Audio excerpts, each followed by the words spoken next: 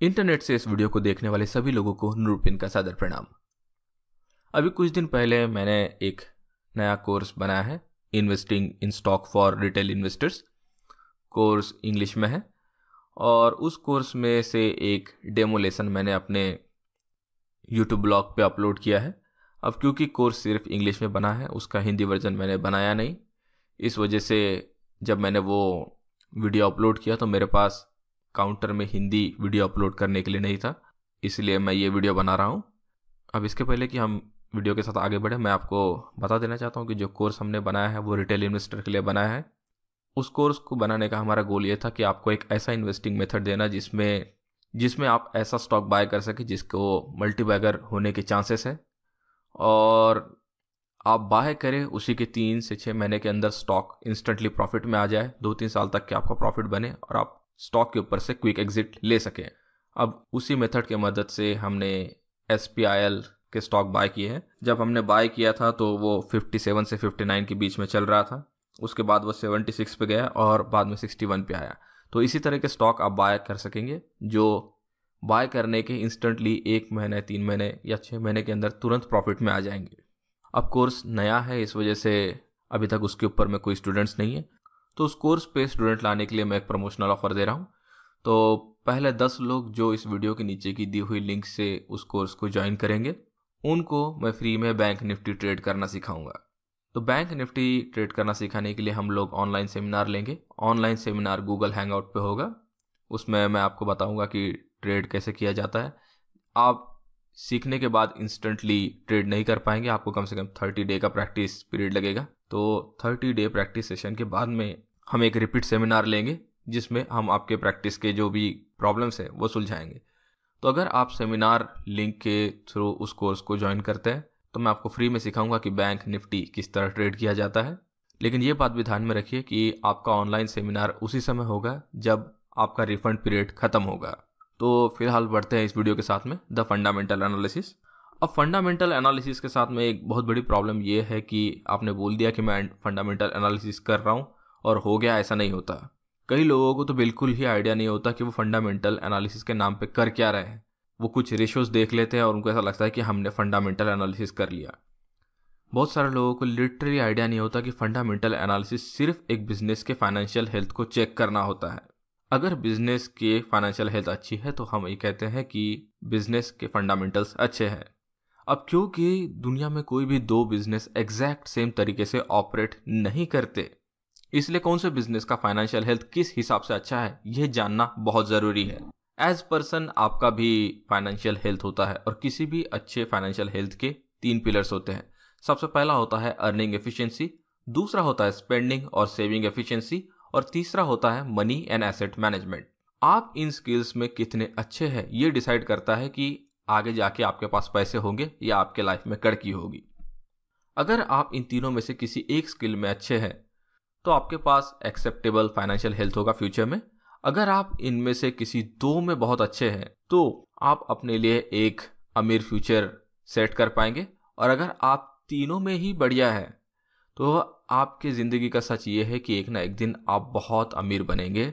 हम ऐसा कह सकते हैं कि आपको अल्ट्रा रिच कैटेगरी में रख सकते हैं। आप इतने रिच बन सकते हैं अगर आपके तीनों की तीनों स्किल के ऊपर में मास्टरी है तो। लेकिन एक बात ध्यान में रखिए, इनमें से किसी एक स्किल में भी बेहतर बनना नॉर्मली बहुत डिफ़िकल्ट होता है। और जब हम बात कर रहे हैं कि आप इनमें से 2 या 3 स्किल में एफिशिएंट बने तो हम एक नेक्स्ट लेवल डिफ़िकल्टी की बात कर रहे हैं जो बहुत कम लोग ही पार कर सकते हैं। तो जो पहला स्किल है वो है अर्निंग एफिशिएंसी। तो अर्निंग एफिशिएंसी सीधे सीधे यही बात बताता है कि आप कितना कमाते हैं। अगर आप ज़्यादा कमाते हैं तो आपकी अर्निंग एफिशिएंसी बहुत ज़्यादा है, अगर आप कम कमाते हैं तो आपकी अर्निंग एफिशिएंसी बहुत कम है। एग्जाम्पल के लिए ऐसा एज्यूम करते हैं कि एक विकी नाम का लड़का है जिसकी अर्निंग एफिशिएंसी बहुत हाई है। इसका मतलब कि ये लड़का कमाता बहुत है। इसकी मंथली सैलरी 2 से 5 लाख के बीच में है। अब इतनी कड़क सैलरी रहने के बाद ये बंदा नॉर्मल ज़िंदगी नहीं जिएगा। इसके पास लग्जरी होम हो सकता है, ये महंगी कारों में घूम सकता है, महंगी घड़ी पहनेगा, महंगे गैजेट लेके घूमेगा। तो जब भी हम इसको देखेंगे तो हमारे दिमाग में यही बात आएगी कि ये बंदा ज़्यादा कमाता है और अमीर है। दूसरी जो स्किल है उसे कहते हैं हम स्पेंडिंग और सेविंग एफिशिएंसी। अब इमेजिन कीजिए कि जैकी नाम की एक लड़की है जिसको एक एवरेज पेइंग जॉब है, पर जैकी बहुत ज़्यादा स्किल्ड है अच्छे स्पेंडिंग और सेविंग डिसीजन लेने में। अब इससे क्या होगा कि जैकी हर महीने अपने अर्निंग्स में से कुछ ना कुछ पैसा ज़रूर बचा लेगी। और जब हम ये कहते हैं कि जैकी स्पेंडिंग एफिशिएंट है, तो हमारा ये कहना होता है कि जैकी जो भी काम है जो दूसरे लोग 100 रुपये में करवाते हैं, वो उसको 100 रुपये से कम में करवा सकती है, और ऐसा करवा सकती है कि वो जो काम है वो ज़्यादा दिन तक टिका रहे। यूजुअली स्पेंडिंग एफिशिएंट लोग कभी भी शॉर्ट टर्म काम नहीं करते, वो जनरली जो भी बाइंग करते हैं लॉन्ग टर्म सोच कर ही करते हैं। हमारा जनरल परसेप्शन जैकी के बारे में ये रहेगा कि वो एक ऑर्डिनरी पर्सन है जिसको ऑर्डिनरी जॉब है और उसको ऑर्डिनरी सैलरी मिलती है।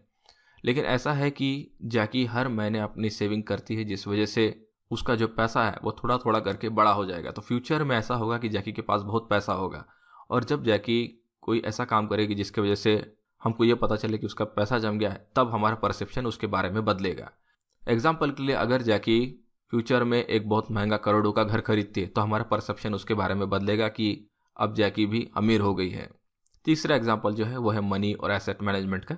अब इमेजिन कीजिए कि चेन नाम का एक लड़का है जो बहुत पुअर लेवल का जॉब करता है, यानी उसकी सैलरी 10 या 15 हज़ार रुपये से ज़्यादा नहीं है, लेकिन इतने पॉवर्टी में रहने के बावजूद भी चेन के पास में एक बहुत ज़बरदस्त स्किल है, वो है एसेट और मनी मैनेजमेंट करने का। यूजुअली वो लोग जो मनी और एसेट मैनेजमेंट में माहिर होते हैं, वो लोग अपने अर्निंग से रेगुलरली ऐसी चीज़ें खरीदते हैं जिनको एसेट में क्लासीफाई किया जा सकता है। एसेट कोई भी ऐसी चीज़ है जिसको खरीदने के बाद या तो वो तुरंत पैसे देना शुरू करती है, या उसका वैल्यू काफ़ी अप्रिशिएट होता है फ्यूचर में, या फ्यूचर में वो बहुत बड़ा रिटर्न आपको निकाल के दे सकता है। अब जितने लोग मनी और एसेट मैनेजमेंट में यूजुअली एक्सपर्ट होते हैं, जब आप उनसे बात करेंगे तो आपको समझ में आएगा कि आपके पास बेसिकली कॉमन सेंस है ही नहीं, क्योंकि आप उनके फाइनेंशियल स्किल को जब देखेंगे तो आपको पता चलेगा कि वो कितने आसानी से पैसों के ऊपर में अपने सोल्यूशन निकालते हैं। आपको ऐसा लगेगा कि वो ऊपर से लेके नीचे तक कर्जे में डूबा है, पर ऐसा कभी नहीं होता।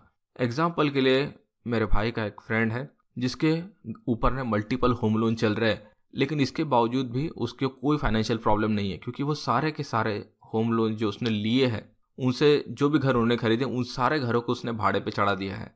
उस वजह से क्या होता है कि जो भाड़े के पैसे आते हैं उसी से उसकी होम लोन जाती है। प्रैक्टिकली देखा जाए तो इसी वजह से वो बहुत तेज़ी से अमीर बन रहा है। तो यूजुअली ये बात है कि उसकी अर्निंग एफिशिएंसी लिटरली कम है, लेकिन उसका ये जो स्किल, किस तरह से लोन लेना और उससे घर खरीदना और उसको तुरंत भाड़े पे चढ़ाना, ये स्किल उसको बहुत फ़ायदा देगी, क्योंकि आगे जाके ये लिटरली ट्रू है कि वो बहुत अमीर बनेगा, क्योंकि उसके मल्टीपल घर हो जाएंगे और 15-20 सालों में जब पूरा लोन पास हो जाएगा तो जितना भी पैसा उन घरों से उसको मिलेगा वो टोटल ही उसकी अर्निंग होगी, और घर अपने आप में एक एसेट होता है। अब ऐसा होता है कि जैसे समय बीतता है, विकी, जैकी और चेन तीनों के तीनों अमीर हो जाते हैं। लेकिन अगर हम आपको उनकी फाइनेंशियल हेल्थ को चेक करने बोले, ये एनालाइज करने के लिए कि ये लोग अमीर कैसे बने, तो क्या आप उनके फाइनेंशियल हेल्थ को एक ही तरह से एनालाइज करेंगे?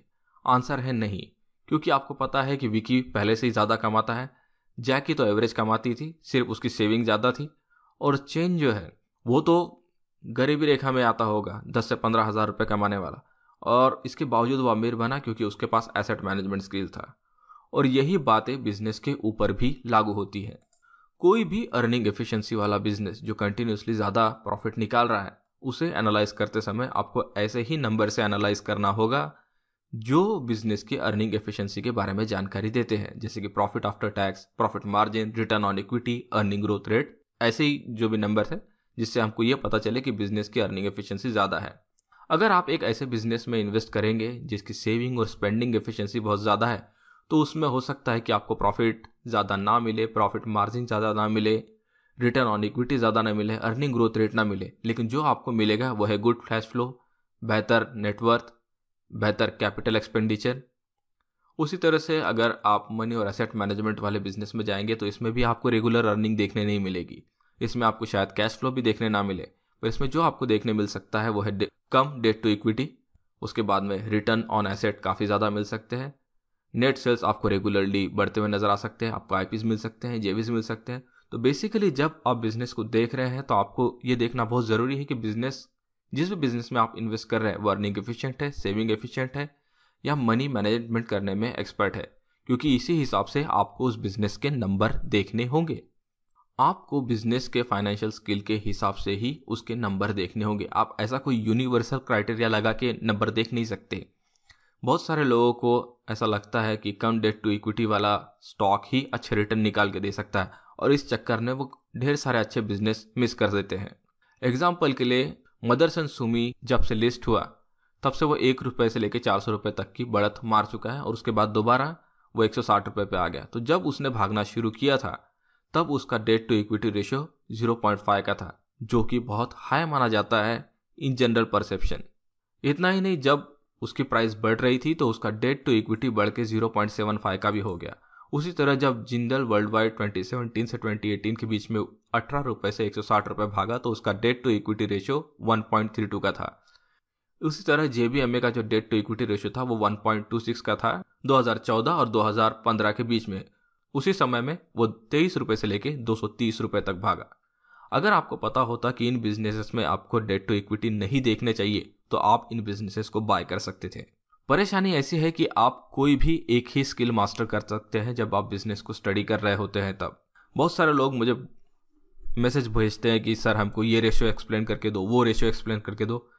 परेशानी ऐसी है कि रेशियो के ऊपर एक्सप्लेनेशन तो आपको कहीं से भी मिल जाएगा, एप्लीकेशन आपको कहाँ से मिलेगा। बात ऐसी है कि मैं आपको एक्सप्लेन करके दे नहीं सकता कि बाकी के रेशियो जो आप अप्लाई कैसे करें, कंसेप्चुअल अंडरस्टैंडिंग में दे सकता हूँ। जब आप मैसेज भेजते हैं कि ये रेशियो एक्सप्लेन करके दो, वो रेशियो एक्सप्लेन करके दो, तो कंसेप्चुअली मैं आपको रेशियो एक्सप्लेन करके दे सकता हूँ पर एप्लीकेशन नहीं दे सकता। एक बात ध्यान में रखिए कि एनालिसिस करना और एनालिसिस पे इन्वेस्ट करना दो अलग अलग स्किल हैं। आप कंसेप्ट पढ़ सकते हैं पर कंसेप्ट अप्लाई करना अलग ही बात है। लोग कहते हैं कि नॉलेज इज पावर, पर नॉलेज पावर नहीं है। नॉलेज को अप्लाई करने की कैपेसिटी पावर है। अगर आपके पास ढेर सारे इन्फॉर्मेशन है, दुनिया भर का पढ़ के रखा है आपने, सारे रेशियोज के बारे में जानकारी है, पर आप एक चीज़ अप्लाई नहीं कर सकते जब आप इन्वेस्ट कर रहे हैं, तो किस काम का वो नॉलेज। उसके बाद लोग बोलते हैं मेरे को इतना पता है, उतना पता है, और अप्लाई करना तो आता नहीं। तो ये बेसिक परेशानी है। अब जिस तरह के बिजनेसेस में यूजुअली मैं इन्वेस्ट करता हूँ, उन्हीं तरह के जो बिजनेस के रेशियोज वगैरह हैं उनका एप्लीकेशन मैं आपको अपने वीडियोस में समझा सकता हूँ। तो यूजुअली मैं जिस तरह के बिजनेस में इन्वेस्ट करता हूँ वो होता है अर्निंग एफिशिएंट बिजनेसेस, और उसकी वजह यह है कि अर्निंग एफिशिएंट बिजनेसेस बहुत आसान होते हैं समझने के लिए। ज़्यादा से ज़्यादा अर्निंग एफिशिएंट बिजनेस को जानने के लिए आपको उसके अर्निंग कंपेयर करने पड़ते हैं।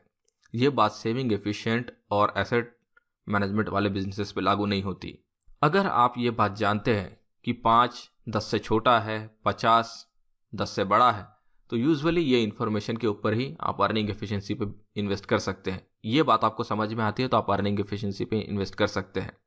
पर सेविंग एफिशिएंसी के ऊपर में आपकी बैंड बच सकती है, क्योंकि बेसिकली जब आप बैंक जाते हैं तो आप ये डिसाइड नहीं कर पाते कि आपको किस तरह का सेविंग अकाउंट लेना है, किस तरह का टर्म प्लान लेना है, किस तरह का FD लेना है।